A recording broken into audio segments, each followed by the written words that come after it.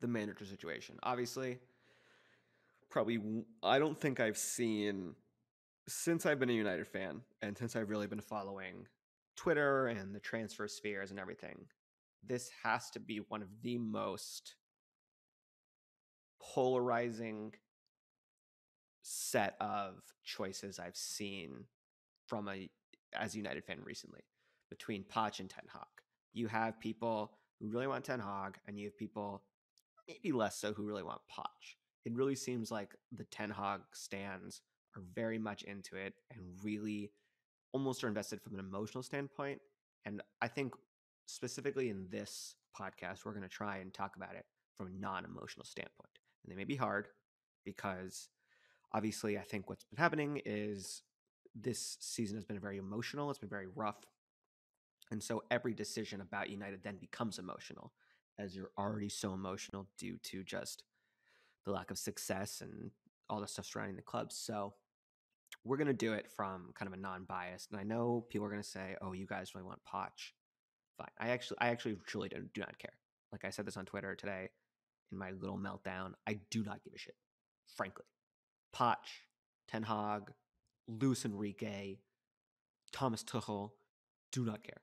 I just want somebody to come into this club and change how things are going and instill a sense of culture and just happiness and just bring back the United we love. So from that perspective, I'm happy with really anybody. I just want the decision to be made in a way where the footballing structure that they've put into place is not overruled. That is the thing I'm most concerned about. And I know on Twitter I said that the footballing structure wants Poch and the board want Ten Hag, and we'll discuss that. So why don't we actually let's discuss that right now because I think that's a really important thing to discuss. So the thing I really want to discuss is what we've heard regarding what the footballing structure want and what the board want because I know there's been a journalist or ex-journalists, it seems to be up in the air about who's actually saying this, that the footballing structure want Poch, whereas the board went to the Hog. But what have we heard, James, about what the footballing structure want versus what the board wants? Yeah, so there's a little bit of confusion for sure, and it's not necessarily that clean. You have to separate out what the board is, what the footballing structure is, and who are the decision makers in each. And the kind of structure put together on the footballing side underneath Richard Arnold, the CEO, as the same as it was under Woodward. There was a good graphic that The Athletic made, and we put one out as well about how it was set up. And there's a few key decision makers. There are people who are in charge of recruitment in terms of the scouts and analysts, and they're not just in charge of recruitment for players, but also for managers and evaluating what manager would fit best, analyzing their style and scouting them. You have the discussions over football. You have Fletcher as a technical director, and you have Murtaugh, who's essentially the de facto director of football right now. From what I understand, it's very, very clear that John Murtaugh and at least the head of recruitment prefer Pochettino. And we'll talk on that recruitment bit in a minute. But they absolutely identified him. Um, they already had Matt Judge setting up intermediaries to discuss things with him as far back as November, where they actually offered the job to him. Ten Hag wasn't even under consideration at the time. And there may be others. I just know about Murtaugh and the head of recruitment. And that's two of, I think, the four biggest decision makers in the footballing structure of things. In terms of the board, then you have over that, Arnold, you have Glazers, you have other advisors, you have Sir Alex. The issue is that those aren't the people you want making a decision regardless. It may be that Sir Alex still prefers Pochettino. Don't care. I don't want him involved in the decision. It may be that Richard Arnold prefers this person or that person. Don't care. I don't want him involved in the decision. And the problem is that people get the idea that Ralph Rangnick is very involved in the football structure right now, and he's not. He is an interim manager. Right now, his job is interim manager. Right now, he is working to evaluate the squad alongside Darren Fletcher and make decisions. So where it's very confusing is you have these key members of the footballing structure who prefer Pochettino. They just do. It is a fact. It's something I know quite certainly. And you have people above that that are preferring Richard Arnold. Now, there's nothing wrong preferring Ten Hag like Richard Arnold, perhaps. There's nothing wrong with them going ahead and doing a good recruitment strategy, interviewing, talking, asking both, not rushing to a decision, interviewing Ten Hag and making an informed decision. There's nothing wrong with that, and I'm not even proposing they don't do that. They should. They should follow through with it. But it cannot be a situation where the board are convincing the football people of who to sign or who to hire again, or no matter who gets hired, the same things are going to happen that happened to Jose, that happened to Ollie, that happened to Van Gaal, that happened to every manager at United, and we're going to have the same situation for the last decade. And it's problematic that a lot of fans seem to be in support of this simply because maybe they think it's the candidate that they want.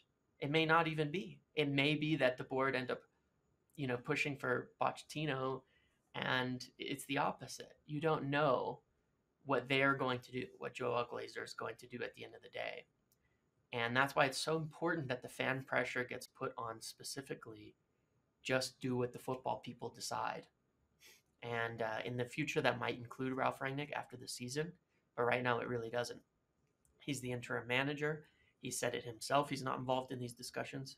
He's just looking at the squad and working with the team. So that's where we've heard it's at. There are more discussions and things ongoing over the next few days to a week, but it's very, very important to recognize that, and they need to make the decision based on something rational rather than the things that the board have made decisions on in the past, social media presence, PR, these kind of things, because the fans want Ten Hag. If they make the decision to get Ten Hag based on the fans, on Twitter, on the survey that the Athletic put out, the club is screwed. Even if Ten Hag is the right manager, the club is screwed because they're going to keep making those decisions. And most of the time, they're not going to be right. There are plenty of people now who want Ten Hag that didn't want Ollie. Well, they kept Ollie because fans wanted him. They hired him because of how much fan outpouring of support there was. So you can't have it both ways. If you wanted Ollie out and you didn't think he was the right man, and now you want them to put Ten Hag in because the fans want it, you can't have it both ways. It doesn't work. The decisions are not always going to be right, and they're not always going to be what you want. It's got to be done by the football people. And that's my perspective on it. I know that, Mike, you've probably heard some things in this regard or have some perspectives too. What do you think? Yeah, I completely agree about taking the fans out of the equation in regards to it. I think many United fans, and I think all of us can talk about it, are very fickle and they change their mind every few months. We've seen it, for example, with Fred.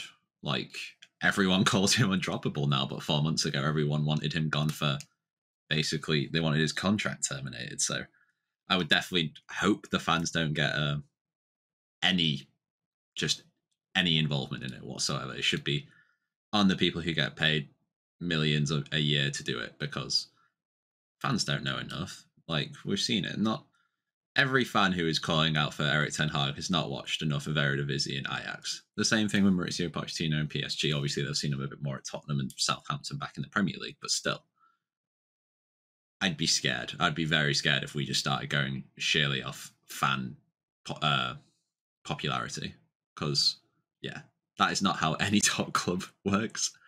And there's a reason for that, because fans change their mind every few months. We've seen it right now. People absolutely hound some like Rashford or Luke Shaw, even though last season everyone was talking about how great they were. So I'd be very worried personally if we did that. But I think until then, they just do. Hopefully, we come to a decision. I mean, we've had it before with managers in the past where it seems like some people want X while the other one wants Y. I mean, Pochettino's been in that before. I mean, he was in it with Solskjaer when he first got hired. He was in it with even Mourinho, but he was seen as a bit more of the inexperienced type. He was more kind of in the Eric Ten Hag role right now back then. But it's intriguing to see what will happen. But please, for the love of God, don't let the fans decide, because the fans are way too fickle, and that would be quite dangerous for this club going forward. Yeah, the thing I want to say about the structure, about why it's so important, I think is an actually important point. And it's because, look, I know James sort of touched on this, but for the if you're going to put a structure in place, if you're going to put a structure in place and then you're not going to listen to it, then it almost feels like you put that structure in place to appease the fans. And everyone had been talking about how much we needed footballing people in footballing positions to make footballing decisions. And the board put said people, which was Murtaugh, Fletcher, some of the others, in those positions. And if they don't listen to them and they overrule them, it feels like they made those appointments in order to satiate the fans' outcry. And that's bullshit. And to me, that sucks. And it's disingenuous and it's crap. So that's why that really concerns me. And it's almost less about who we get and more about the way we go about getting them, which is why that's a very big focal point for me, and I think for the other hosts as well. Is just like, let's do this the right way instead of just like what the board wants, which is what we've been doing and why we've been failing since Sir Alex Ferguson retired. So let's just that's my concern. Yeah, and we all have our opinions, but like we just talked about, I don't want United making a decision based on my opinion or Mike's or Riddy's. Definitely not Riddy's. Yeah, it's reasonable. No, he's right. And That's fair. you know, the simple fact of it is that so long as they make the decision the right way, it's fine. If the footballing people decide on Ten Hag, fine. I could disagree, but I'll still back it at least that they're making decisions the right way. It's fine, totally fine to me, so long as that is what is done.